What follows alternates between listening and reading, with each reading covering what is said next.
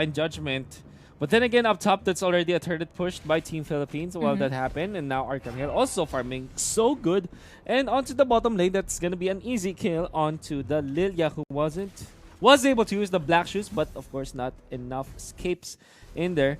By the way, if you're the Lilia, you have to constantly move. You have to take care of them because if you pop your black shoes, if sometimes you just black shoes in place, right? Because you don't move a lot. So you have to be careful if you're using the Lilia. You have to be freely moving around so that your black shoes will be up to full effect. One of the bad things Lilia can do is he or she will tap in black shoes, but Lilia will just go back to where the enemy is actually are. Yeah. Enemies are actually standing, so that's a bad spot. But anyway, here Selena just making sure that she'll be able to get as much map vision as she can.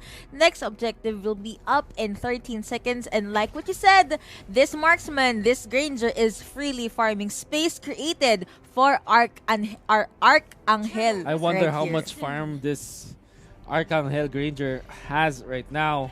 Can only guess that already a tier 3 maximum item is already taken. By the way, that is the Kaja using the pull in there, but Watano with the flicker away, and the help from Castro Mayor. Very nice connection from the Team Philippines supports as they run away. While that happened, the cores of Team Philippines already able to take the turtle. You know what? I don't know, but the way Castro Mayor is using Grocker now, it's like Grock is not even heavy. He was able to just clear out the enemies and even avoid an Aluminum Blast by just walking. No flicker, no anything, no sprint. But the red side signaling initiate, the blue side rather, saying initiate retreat, and looks like that Sonata has been committed right there. No casualties though, but here Kago did use Yinyang Overton, and look at that perfect wild charge coming in. Oh my goodness, Team Philippines is on fire right now. Slow after slow after slow, and now they decided to just disengage. Rhapsody gonna be committed right there, and Granger, no beetle for you, sir. Also, I think they can still do something about this. It's still the early game, but they need to, I don't know, maybe get the map control first because they're just being overwhelmed. What they can do is have the Leomord get into the fight, because I think that he's been farming so much time up top, and now they are trying to put the Leomord in. I think that it's supported because what we saw from Team Laos is that when they fight, they don't have a sweeper, they don't have an executioner, and that's what you get out of the Leomord, right? With the Oathkeeper passive helping you to finish off the kills, because what they do with the Divine Judgment is they deal the damage with Lilia, but it's mostly not enough. Now the Lolita gonna be picked off by Team Philippines. Can Laos still defend this bottom lane?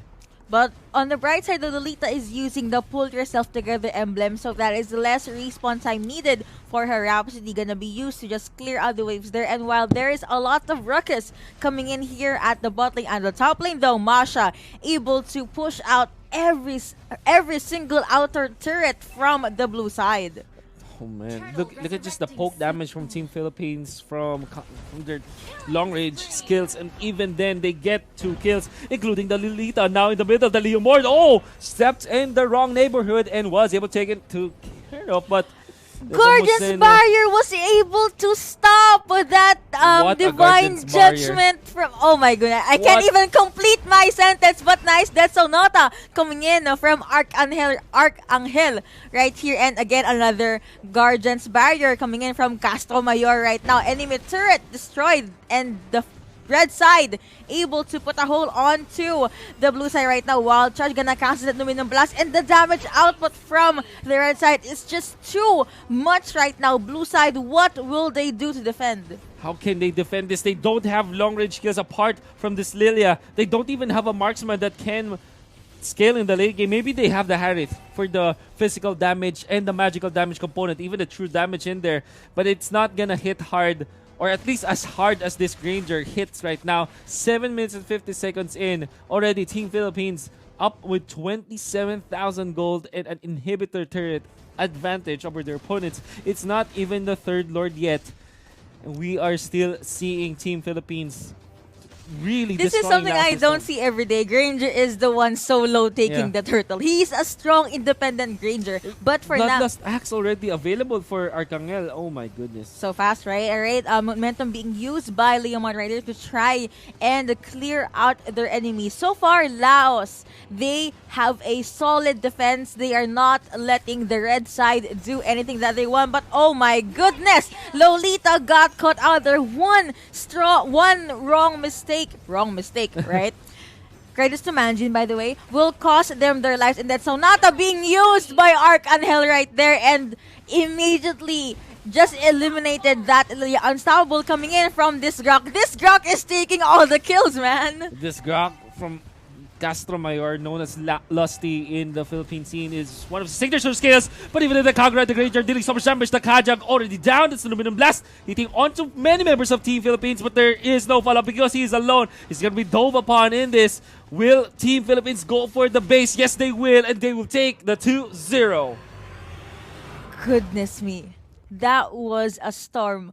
But Laos, I can see that they did try to win. There were a handful of moments that they just shined, but I'm not so sure. It's probably because Kagura was able to snowball, and that's something you don't really want. I mean, Nepomuceno was literally just going top lane, bot lane, mid lane, and repeat. I think it's more about how Team Philippines was able to secure their own micro objectives. What I'm trying to say is their buffs, especially in the early game, you saw how they were able to secure it with that retribution play. Even after the 4-man invade from Team Laos, only one retribution coming out from Nepomuceno on the Kagura was able to secure it, and that already wasted so much time. Because in that game, it was very important to control and snowball in the early stages of the game. Yes, that is true. And looking at the Kaja from Team Laos, I saw that they actually have a lot of initiate potential, like Zaman Force, and of course you have the Aluminum Blast as well.